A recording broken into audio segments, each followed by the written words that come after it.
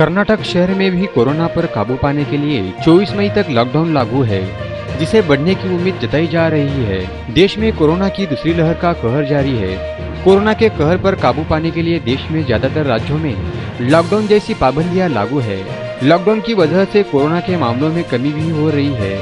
कर्नाटक में भी कोरोना पर काबू पाने के लिए 24 मई तक लॉकडाउन लागू है, जिसे बढ़ने की उम्मीद जताई जा रही है। मुख्यमंत्री बीएस येदियुरप्पा ने सोमवार को कहा है कि कर्नाटक में लॉकडाउन की अवधि बढ़ाने पर विचार हो रहा है, लेकिन अब तक कुछ फैसला नहीं हुआ। लॉकडाउन की अवधि बढ़ाने और पैकेज की घोषणा संबंधित सवालों के जवाब में येदियुरप्पा ने पत्रकारों से कहा है कि मैं इस पर विचार कर रहा हूं, हम आपको सूचित करेंगे। अभी तक कोई फैसला नहीं हुआ है। राज्य में फिलहाल 24 मई तक पूर्ण लॉकडाउन प्रभावी है, लेकिन कई नेता मंत्री अवधि में विस्तार के पक्ष में है। कर्नाटक सरकार ने 27 अप्रैल को 14 दिनों के तक शुरुआती लॉकडाउन की घोषणा की थी, लेकिन बाद में संक्रमण के बढ़ते मामलों को मद्देनजर रखते हुए 10 से 24 मई तक के लिए पूर्ण लॉकडाउन लगाया गया था।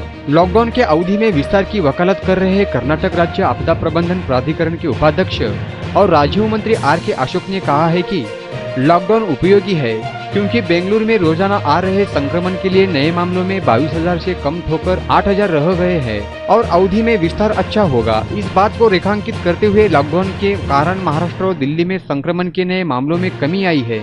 मंत्री ने कहा है कि मौजूदा लॉकडाउन की अवधि समाप्त होने के 3 दिन पहले मुख्यमंत्री की अध्यक्षता में वरिष्ठ मंत्रियों की बैठक होगी, जिसमें फैसला लिया जाएगा। खनन और भूगर्भ मंत्री मुरुगेश निरानी ने कहा है कि अगर लॉकडाउन और कुछ दिन बढ़ गया जाए तो यह सही रहेगा। पाबंदियां बढ़ाने के सवाल पर स्वास्थ्य मंत्री ने कहा है कि मुख्यमंत्री की अध्यक्षता में होने वाली बैठक में इस पर चर्चा होगी, इसलिए कर्नाटक शहर में लॉकडाउन बढ़ने की उम्मीद जताई जा रही है।